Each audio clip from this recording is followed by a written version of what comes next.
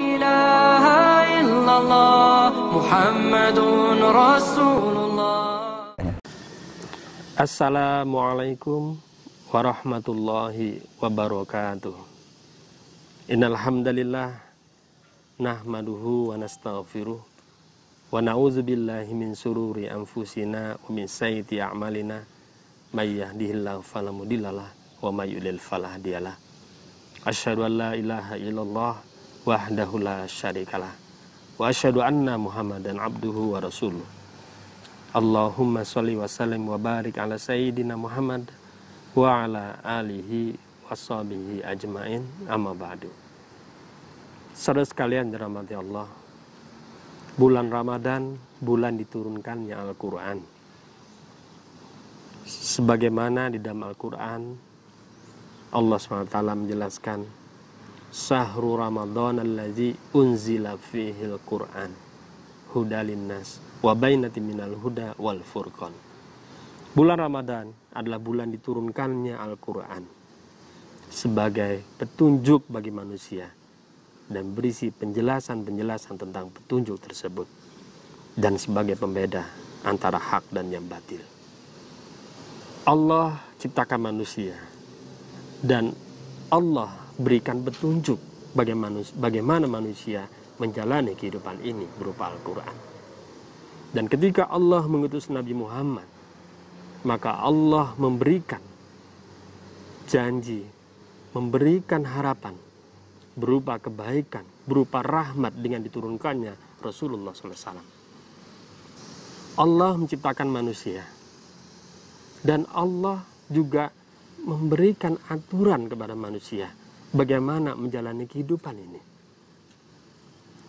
Allah menjanjikan pada manusia dengan diturunkannya aturan tersebut akan menjadi rahmat bagi seluruh sekalian alam.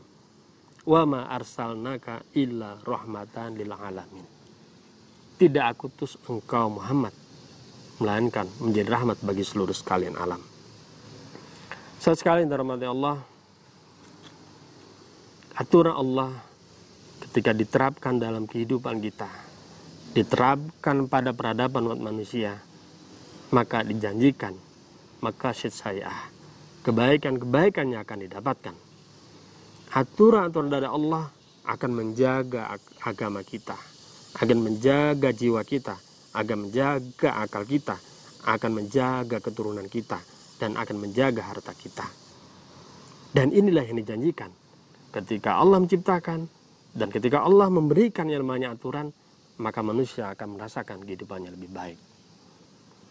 Tapi kemudian kita bisa lihat bagaimana kehidupan umat manusia pada hari ini.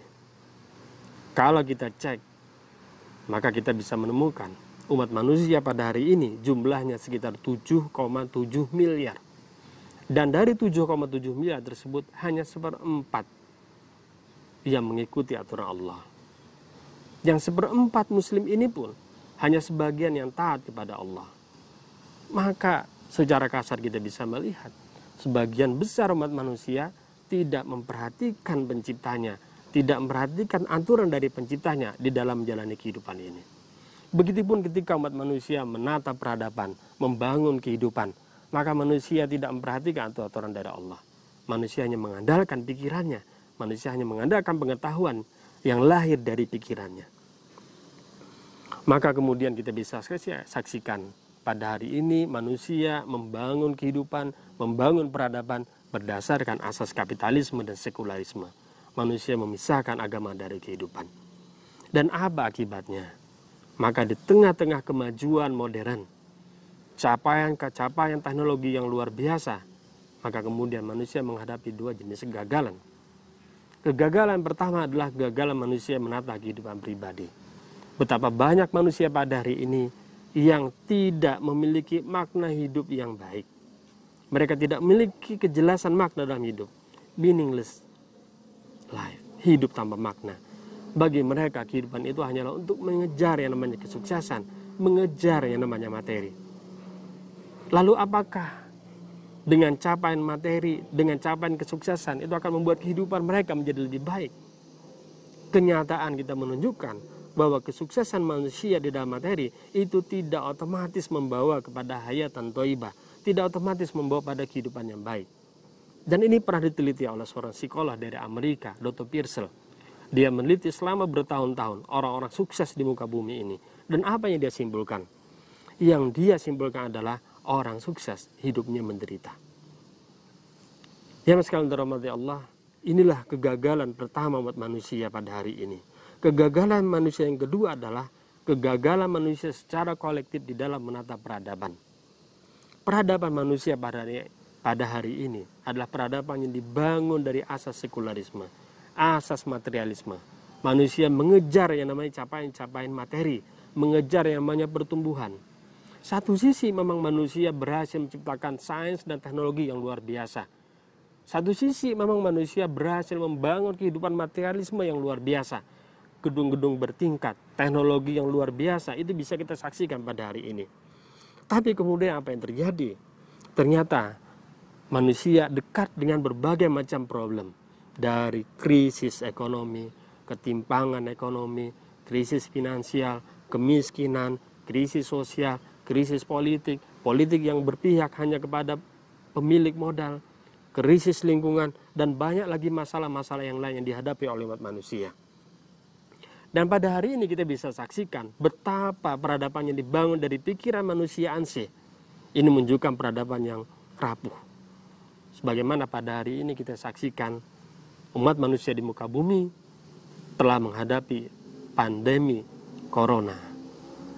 Ada 2 jutaan lebih manusia yang terjangkit corona. Ada ratusan ribu yang telah mati. Lalu kemudian kita saksikan pada hari ini peradaban manusia gonjang-ganjing. Efek samping dari corona ini adalah gonjang-ganjingnya perekonomian global. Terjadi ketegangan antara penguasa dan rakyat di mana-mana. Bahkan juga manusia di ambang pertikaian negara-negara yang memiliki superpower. Saya sekali dirahmati Allah, maka ini menunjukkan bahwa manusia pada hari ini mengalami problem di dalam menata peradaban. Ini juga menunjukkan bahwa peradaban yang dibangun dari pikiran manusia ansih itu tidak mampu membangun kehidupan yang penuh berkah, tidak mampu membangun kehidupan yang hayatan thayyibah. Saudara sekalian dirahmati Allah, maka kita perlu di bulan Ramadan ini merenungkan kembali, introspeksi diri apa yang telah dilakukan oleh manusia pada hari ini. Dan kita perlu membaca ayat-ayat dalam Al-Quran yang diturunkan di bulan Ramadan ini. Dan kita akan menyaksikan betapa Allah akan menjanjikan kehidupan yang baik ketika kita menjalankan Islam dalam kehidupan kita. Allah menjanjikan peradaban yang berkah ketika manusia, umat manusia secara kolektif menerapkan aturan Allah di dalam membangun peradabannya. Dan ini bisa kita saksikan misalkan di dalam Al-Quran surah An-Nahl 97. Man amila solihan min zakarin aw untha wa huwa mu'min falyanahu hayatan thayyibah. Barang siapa yang mengerjakan amal soleh, laki-laki maupun perempuan, dan dalam keadaan beriman kepada Allah, maka sesungguhnya kami akan berikan kepadanya hayatan thayyibah. Dan ketika manusia menatap peradaban dengan aturan Allah, maka Allah menjanjikan keberkahan dari langit dan bumi. Sebagaimana yang kita saksikan dalam Quran surah Al-A'raf ayat 96. Walau anna ahlal qura amanu wattaqaw la fatahna 'alaihim barakatim minas sama'i wal ardh. Kalau sekiranya penduduk negeri-negeri beriman dan bertakwa, maka pastilah akan kami limpahkan kepada mereka berkah dari langit dan bumi. Saudara sekalian dirahmati Allah, maka disinilah tugas kita. Corona yang kita alami pada hari ini, bulan Ramadan, bulan turunkannya Al-Quran, bulan yang mulia, maka marilah kita jadikan kesempatan pada hari ini untuk introspeksi diri, untuk mengingat kembali tujuan kita di muka bumi ini. Peranan dari umat Islam sebagai khairu ummah, umat yang terbaik. Marilah kita bangun kehidupan, marilah kita bangun peradaban dengan mengharmonikan pengetahuan ilmiah dan aturan-aturan ilahiyah. Maka semoga insya Allah di masa-masa yang akan datang, manusia tidak hanya mendapatkan kehidupan yang penuh berkah, tidak hanya mendapatkan hayatan thayyibah, tetapi juga mendapatkan keberkahan dari Allah SWT.